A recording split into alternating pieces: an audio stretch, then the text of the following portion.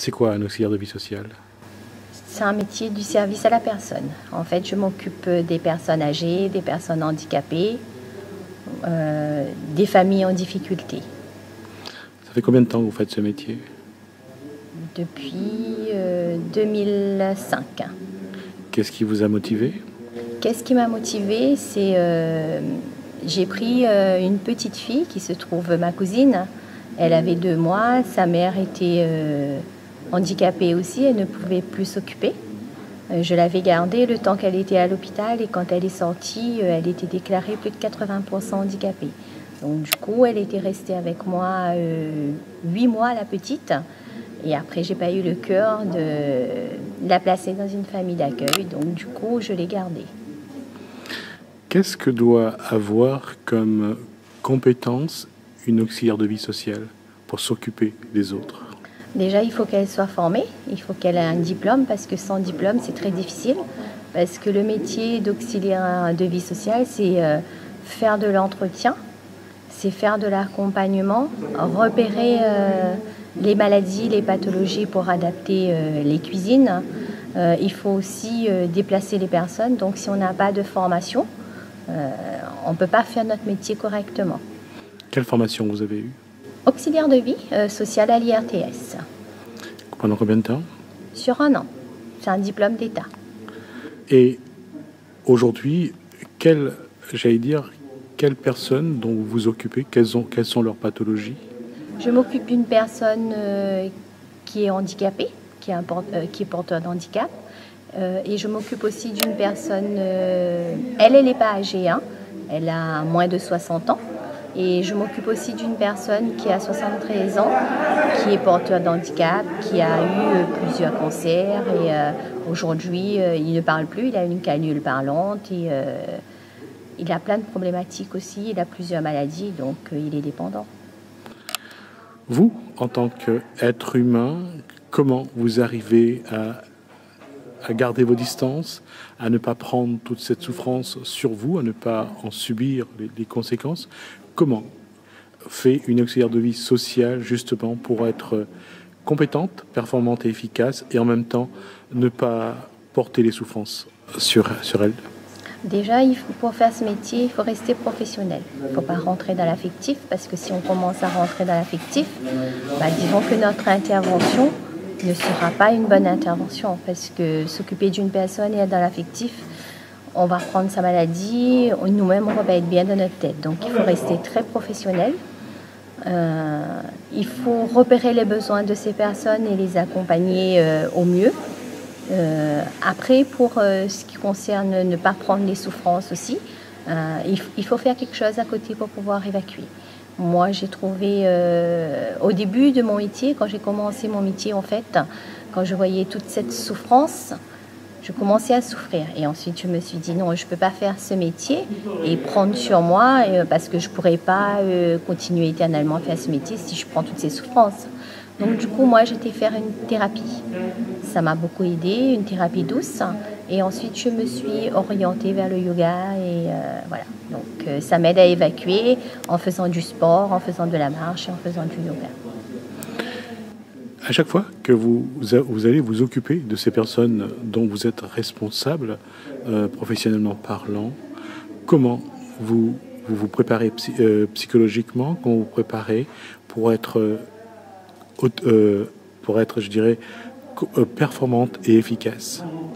Disons que pour me préparer psychologiquement, quand je vais travailler, je sais que je vais donner le meilleur de moi-même.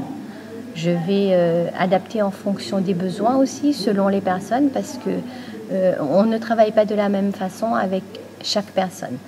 Il faut s'adapter. C'est très difficile parce qu'on fait plusieurs personnes dans la journée. Donc à chaque fois, il faut vraiment se replacer pour pouvoir aller. C'est pas la même intervention en fait avec chaque personne. Est-ce qu'il y a une part de votre humanité dont vous vous coupez à un moment ou à un autre? Non, pas du tout. On ne peut pas se couper de sa part d'humanité, non. Parce que si on fait ce métier, déjà, il faut être dans le social, il faut être humain, il faut être rempli de compassion. Sinon, on ne peut pas faire ce métier. Je dirais plus, ce métier, c'est un métier qu'on fait par vocation. On ne peut pas devenir comme ça auxiliaire de vie, c'est pas possible. Mais vous avez également votre vie à vous, vous avez aussi votre famille. Vous arrivez à faire la part des choses? Oui, moi j'arrive à faire la part des choses. Quand je sors de mon boulot, quand je suis dans mon boulot, je suis professionnelle, je suis à fond dans mon boulot. J'accompagne les personnes au mieux, mais quand je coupe, quand je pars chez moi, je laisse tout. Je reprends, quand je reviens le lendemain, je reprends mon métier. Je peux faire une coupure, moi ça me pose absolument pas de problème de faire une coupure entre mon métier et ma vie professionnelle. Ça n'affecte en rien ma vie professionnelle, ma vie personnelle. Comment, en plus de près de 20 ans de métier, ce que vous faites, votre activité professionnelle, a influé sur l'évolution de votre comportement?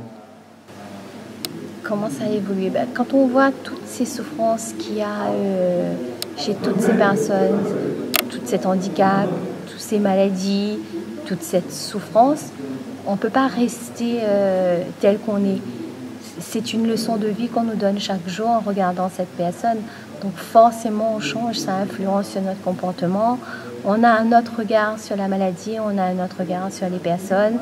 C'est vrai que dans la vie personnelle, on va faire autrement. C'est pas possible de continuer à être comme on est. Non. Ça change, ça forge un caractère.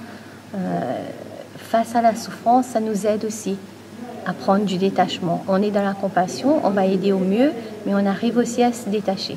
Qu'est-ce que cette expérience professionnelle vous a apporté, à vous, dans vos valeurs, dans votre façon d'avoir de la compassion, d'être dans l'empathie? Qu'est-ce que ça vous a apporté? Vous êtes sûr que, voilà, si vous n'avez pas fait ça, vous auriez eu un autre comportement. Mais là, vous êtes dans ce métier-là, ça vous a forcément apporté quelque chose. Oui, ça m'a appris à être vrai. Ça m'a appris à être moi-même. Souvent, quand dans la vie de tous les jours, je ne dis pas que c'est le cas pour tout le monde, mais on a envie de donner une image parfois qui n'est pas la nôtre, qui n'est pas notre personnalité. On change de personnalité. En faisant ce métier, en voyant tout ce qu'on voit, parce que parfois on peut même pas imaginer ce que nous, auxiliaires de vie, on peut voir. Parce qu'en fait, on n'est pas seulement... on nous dit souvent, une auxiliaire de vie, c'est une femme de ménage. On n'est pas une femme de ménage. On fait plus que ça. On est parfois les yeux, les oreilles, les membres de ces personnes, parce que parfois, ces personnes ne peuvent plus rien faire. Ce sont des personnes qui sont gravataires. On fait de l'accompagnement social, les démarches administratives. On essaie de repérer tous les besoins que ces personnes ont pour les appareillages, pour les aider au mieux, pour qu'ils puissent se déplacer dans la maison.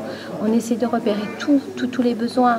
Et du coup, je ne vais pas dire qu'on est indispensable, mais c'est vrai que quand on arrive chez ces personnes-là et qui nous attendent avec impatience et qu'on voit le sourire qu'il y a sur leur visage, parfois quand on arrive, ils nous disent on est leur rayon de soleil.